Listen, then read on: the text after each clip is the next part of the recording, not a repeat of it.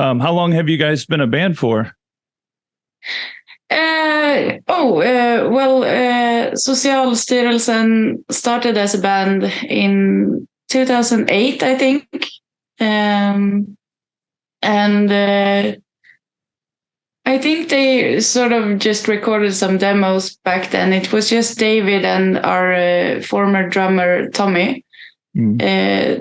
So they started the band, and then they sort of put it on ice for a few years, and then in 2014, I think, they started rehearsing again. And then Arne joined as well on bass, and they did a 1.5-week tour in Europe, I think. So back then it was just the three of them. So it was Tommy on drums, David on guitars, and Arne on bass. And Arne and David, I think, shared sort of the singing. And then in, I don't know, this is long before I joined the band, so I'm not sure about I might be saying the years wrong, but in, I think it was like 2016 or something, maybe 2017, Putte, the other guitarist, joined, and also the former singer, Martin. And then in 2019, I replaced the singer, and then after like 6 months, we changed drummer because Tommy wanted to focus on his other band. He has a skate punk band called From the Tracks also. Oh, okay. So then we asked a friend of ours, Johnny Lebisch. He's the current drummer of Avskum and Gränslandet and a bunch of other bands, I guess. But he didn't have the time for another band, but he gave us a tip. He gave us a name, Sebbe, and we contacted him. And then he came and tried, a rehearsal with us. And from then on, it's been, that's the current members. Oh, so, okay. Yeah. Okay. And I know from talking to Frederick of DSM-5, you guys were in a band together for a while? Yeah. You mean me and Frederick? Uh-huh. Yeah, we had a band shortly. It was called Maleo. I think we recorded like 3 or 4 songs only. We never played live or anything. Oh, okay. And what kind of... But that's how I got to know him. Oh, okay. Yeah. And what kind of made you get into doing vocals in general in bands? I think I always wanted to make music. I didn't start making music until quite late, actually.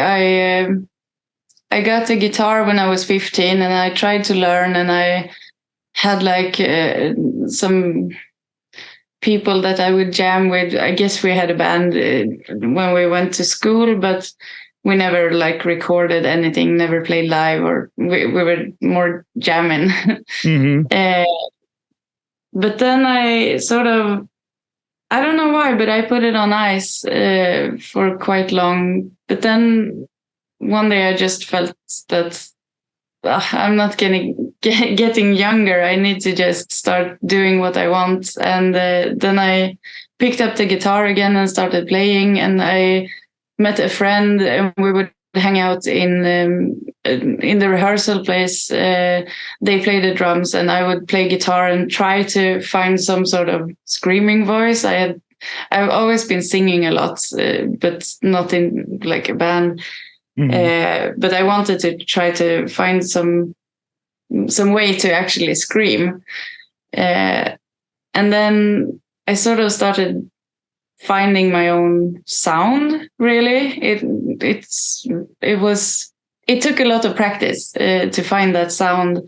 But once I found it, people are always like asking me if I get a sore throat from it or not. But I have like found a technique that works for me. So I really don't.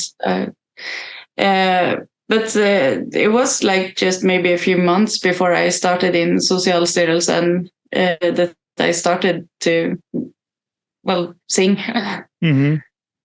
Oh, okay. And what are kind of like some of your influences as far as like your vocal style is? Actually, one of the biggest influences of my vocal style, I'm not sure if it is, if you can hear that that's the influence, but when I started to learn, I was very, very into an American band called Modern Life is War. Mm-hmm. You probably heard them. I think they're quite well known. Yeah. And I wanted to try to sound like that, but in my own way. And also a bunch of singers, of course, in Swedish crust punk bands like Emilia from Radium Girls and Gadget Grindcore. She's really amazing. And also like trying to pick influences from, well, different singers I like. It's, it's a lot of little bits from like everywhere. Right. Totally. Yeah. And it sounds like you have like a really consistent and like strong vocal range when it comes to like the screaming style vocals. How long have you been doing like the screaming vocals for? It's been like 4 or 5 years now then. I started learning in 2018, 2019, somewhere around there. Well, that's when I sort of began finding my own sound. But the technique I have now is, like I said, something I worked on and really landed in a good technique that works for me. Right. Okay.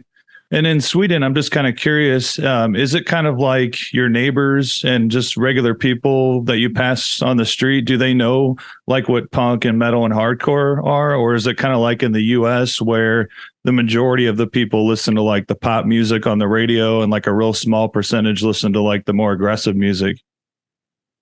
Yeah, it's the same here. Most people don't listen to it. But I would also like to say that the scene is quite big here anyway, but it's not like I can walk out on the street and be like, oh, hey, fellow punk rocker. Right, definitely.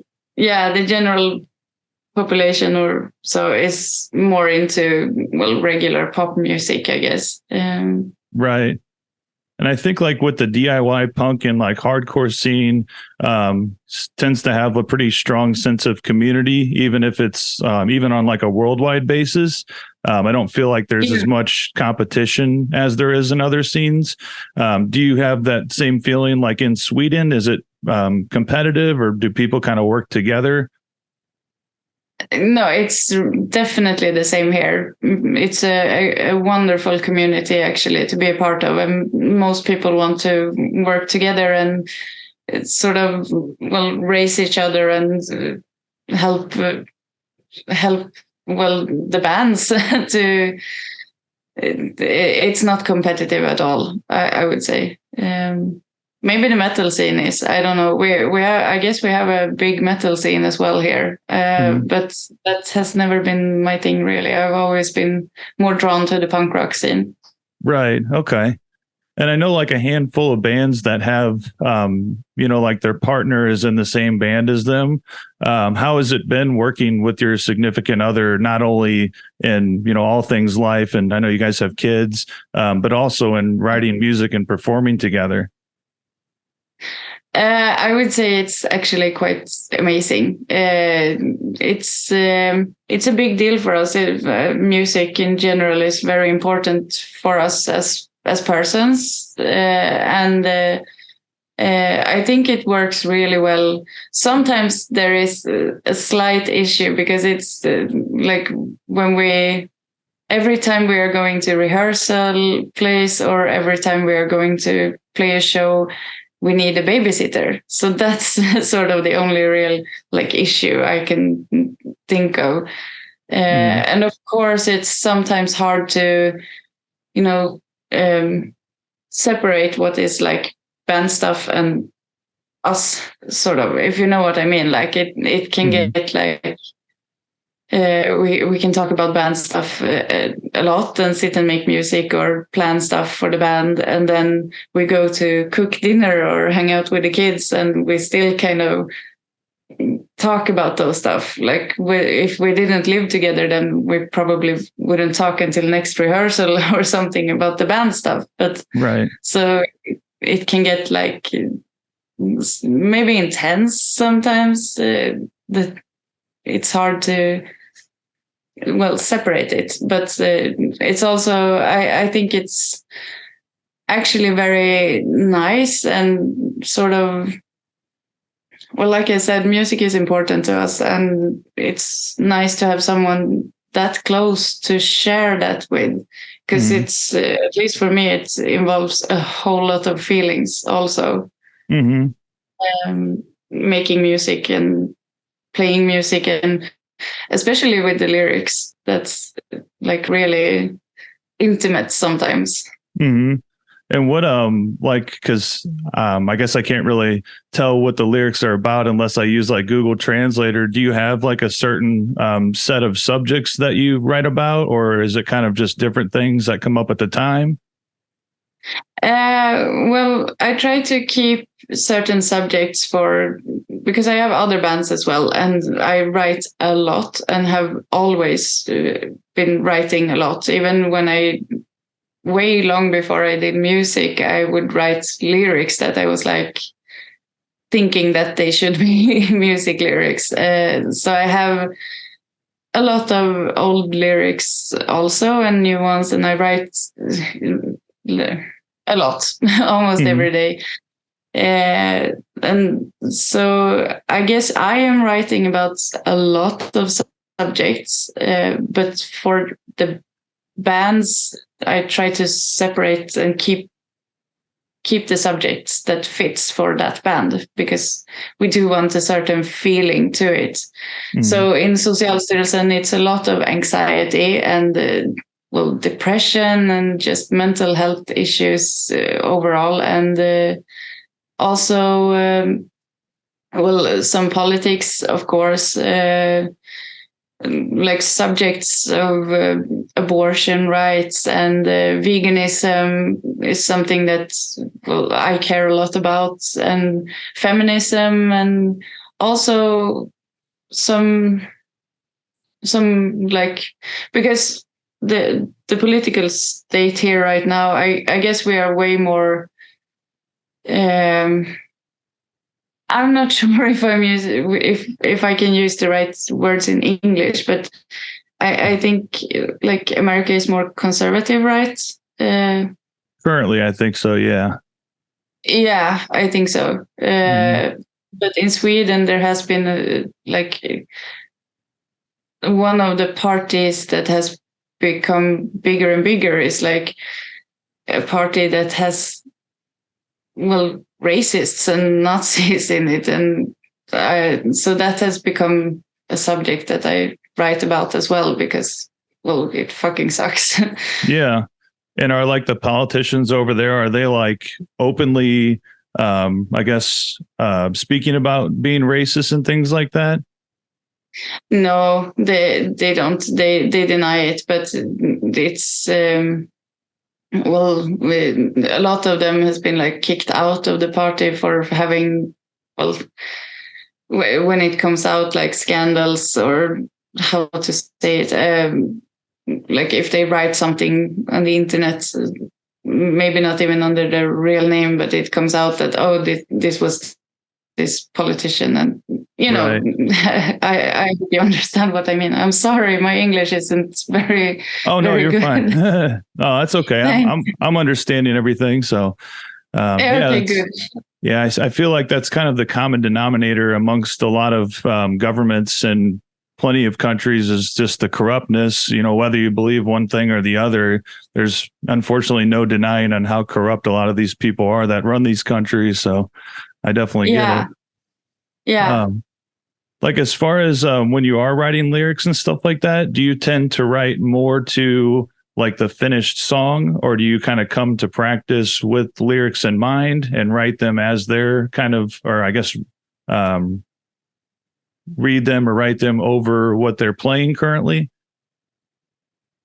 Yeah, I do both. But mostly because I have so many lyrics, so most of the times we might write songs like the music. I'm usually kind of involved in that writing process. Not that I'm making riffs, but I'm involved, like saying how I want it to sound as well. Right. But it's David that writes most of the riffs and the songs overall. But no, I would say I think I have finished or semi-finished lyrics that I bring to the rehearsal, or if I sit at home and listen while David plays the songs again and again, and then I sort of adapt the lyrics. Sometimes I rewrite them to fit the riffs, and sometimes I just make them fit in the songs. Right.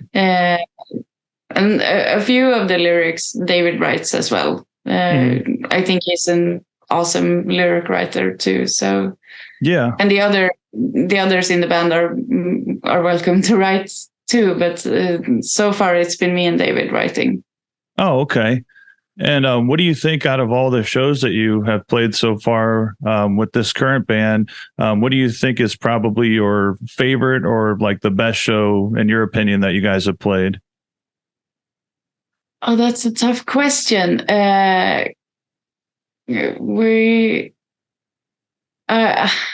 It's a really tough question, actually, because I'm usually sort of euphoric after a show, and I think every show is like, oh, this was so awesome, this was the best show. Right. But I think that when we played at the festival, that's actually we set up ourselves, because we have a club in our town that we started last year called Club Livrädd. It directly translates to Club Terrified, I think. And we started putting up shows with like cross punk and hardcore. And we decided to make a one-day festival just to try it out. We work together with a really good venue. It's an all-vegan pizza place. And they have like this outdoor space. Yeah, they have this outdoor space that is just amazing. So we had like 8 bands play, and we played with Socialstyrelsen as well. And the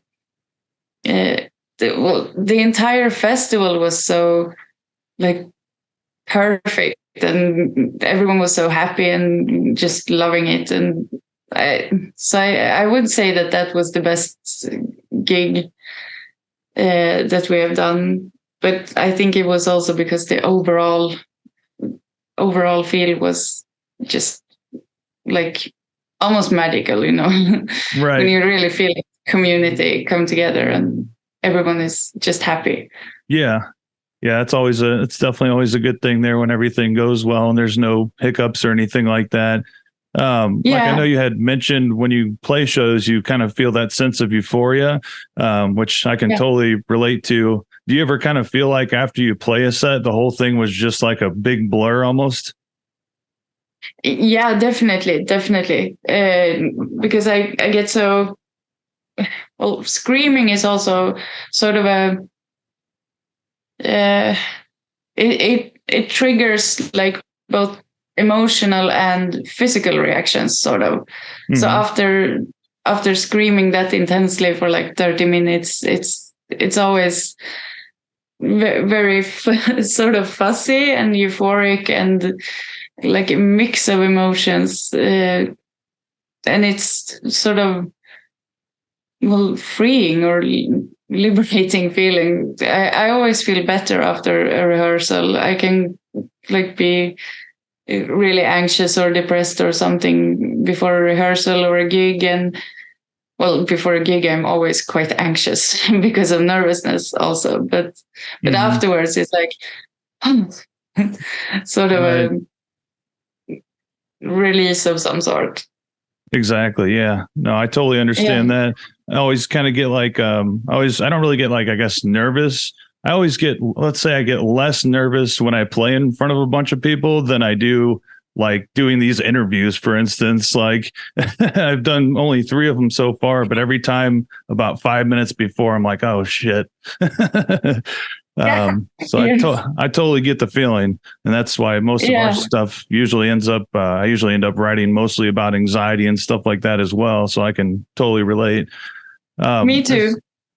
As far as like, do you guys have any plans on traveling or doing any like out of town or out of country shows? Or are you mainly kind of sticking to your location? I really hope that in the near future that we will be able to get out and play, at least in Europe. We have only done shows in Sweden now, but we would love to go to other countries as well. The thing that is like holding us back a little is, sort of that all of us except for our bass player have small kids, Right. which it is sort of, it's harder to go on any longer runs than we.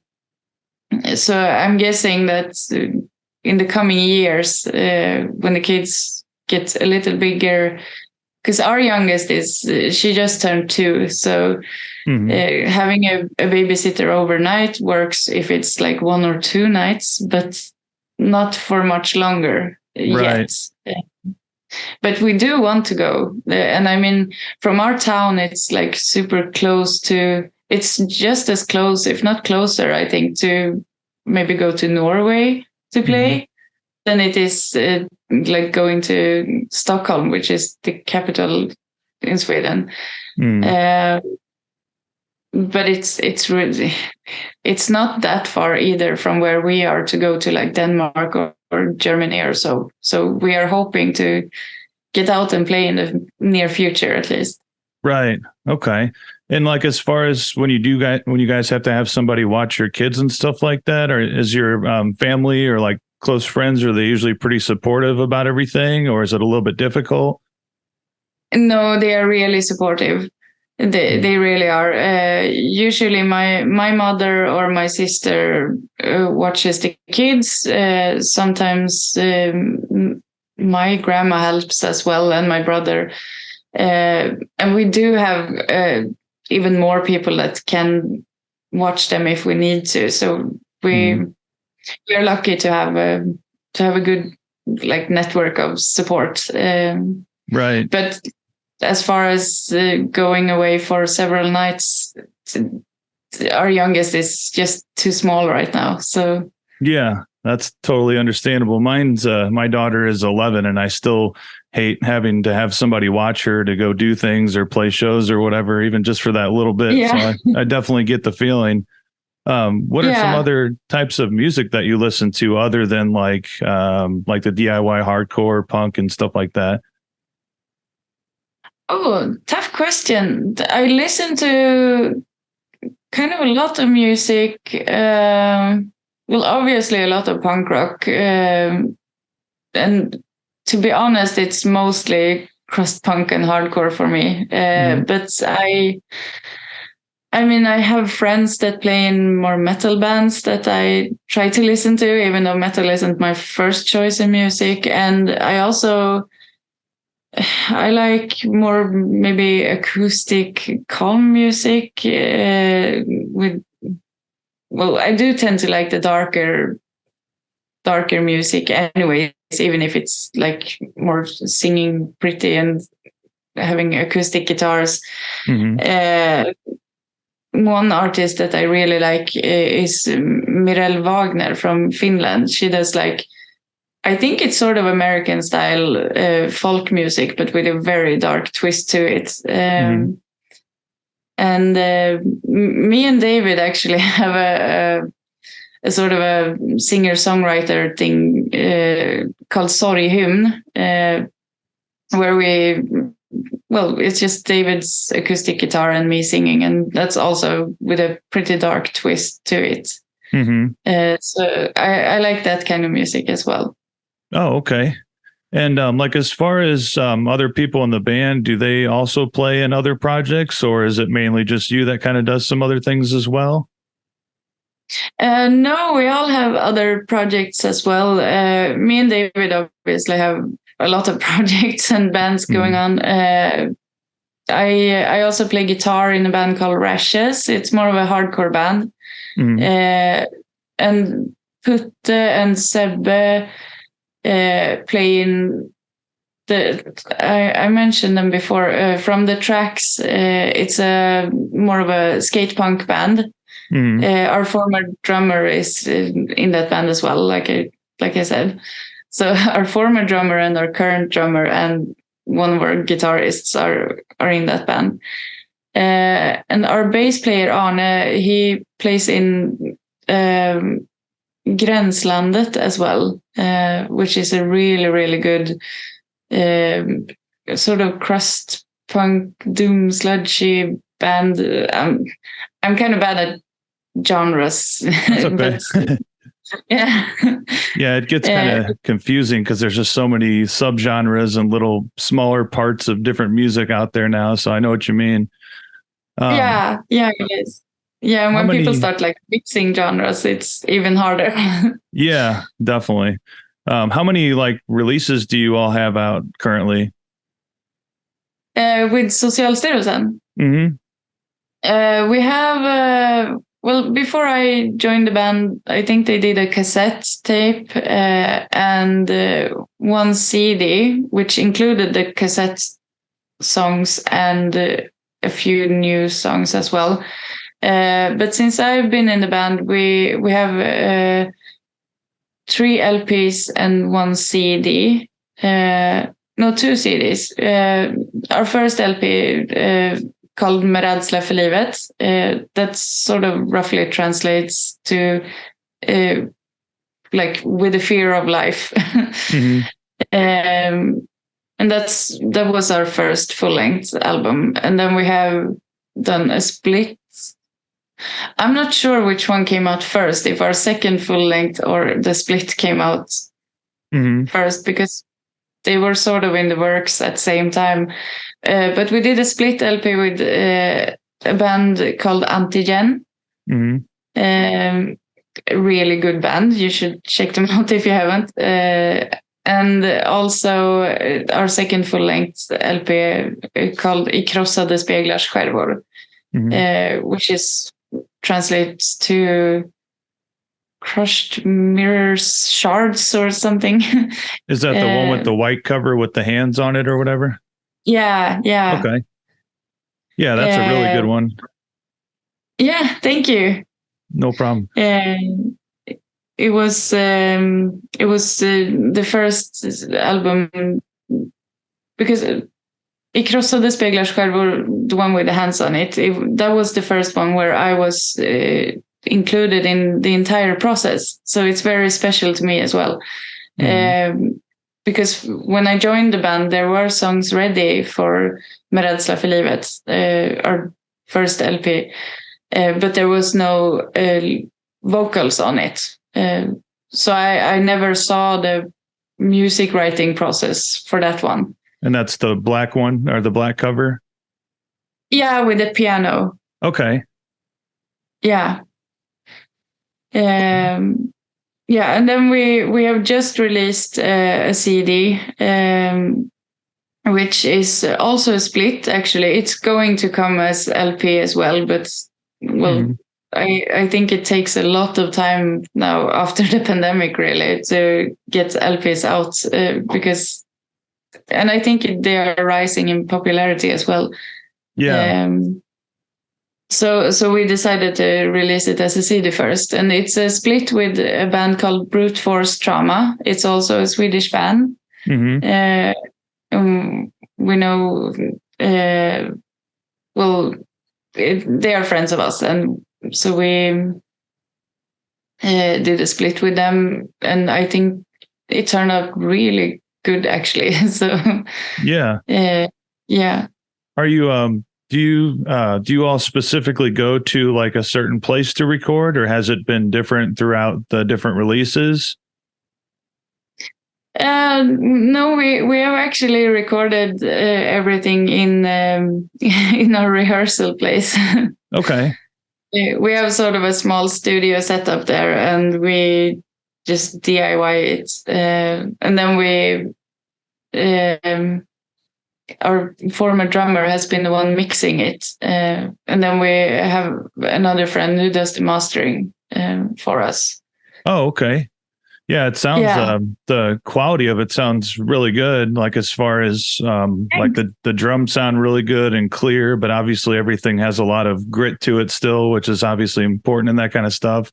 So you said all of the releases were DIY and then sent over to a friend to mix and another one to master. Yeah. Oh, okay. Yeah, but we have been talking about that. It would be cool to go to like a studio to record, also like a real studio. But it's also very convenient to DIY it, because then we can like, okay, let's go record the drums. Okay, and then it might take a few weeks before we record like guitars and then bass, and it's easier to find the time to do it, because it's more of a bigger project if everyone is to like take time off work and get babysitter to go to a real studio to record. Right. But we would like to do that sometime as well. It would be fun, I think. Yeah. Yeah, it's definitely always nice to have like the ability to do a lot of that yourself, because obviously it's going to cut down on, the cost of everything. Plus, like you were saying, the time, you can kind of just do it at your own, leisure, instead of having to specifically be on somebody else's time and the whole time and stuff like that. Exactly. It's like we got about 7 minutes left. What are some things that people have to look forward to as far as you guys in the future? We have a few shows coming up. We are going to play in Linköping. It's a small festival called Dunderjorden. And we are also playing in Gothenburg. Dunderjorden is in, I think it's like September 30. And our Gothenburg show is December 2nd.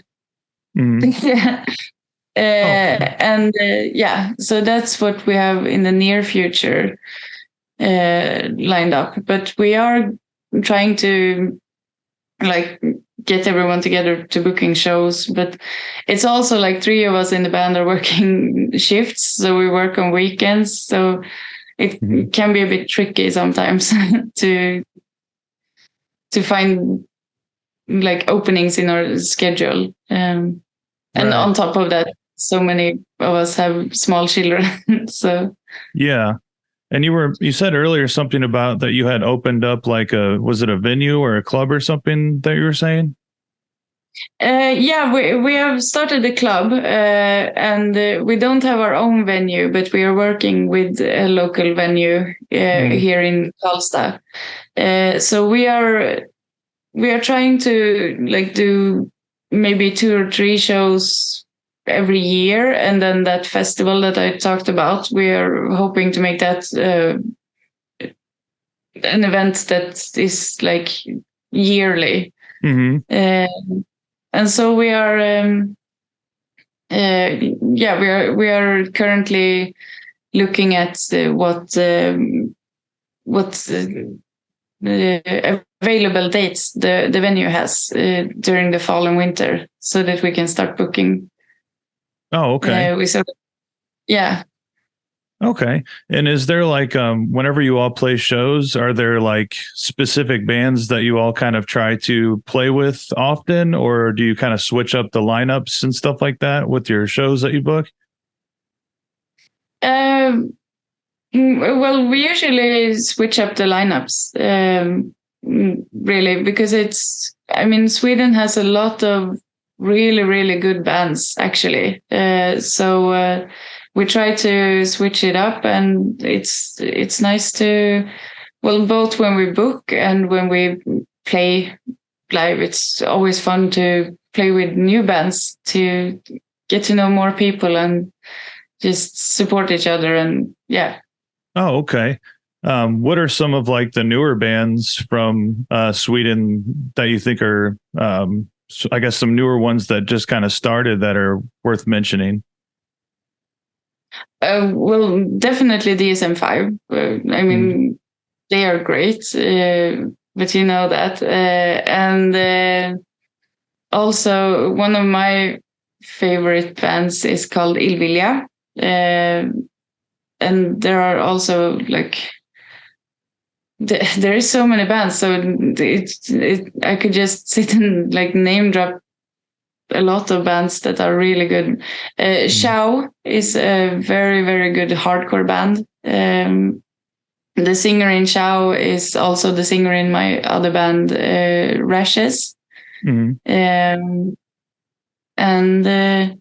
Yeah, there's just so many bands that I think are really good. So it's hard to like, I was sitting before and trying to think of like, oh, I have to remember to mention these guys. And but it's a lot of bands that are really good here. So right, we are lucky to have so many bands.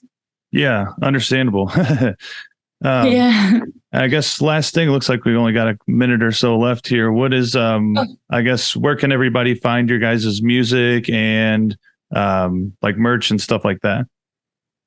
You can find us, well, on Instagram and Facebook, and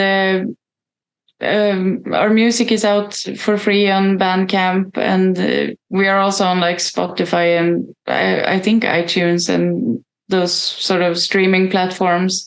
And if you want to buy like merch or buy records, Phobia Records have, I'm not sure about the stock, if they like, if I think a few of the records might be sold out, but you can contact us directly also, of course, and Halvfabrikat also.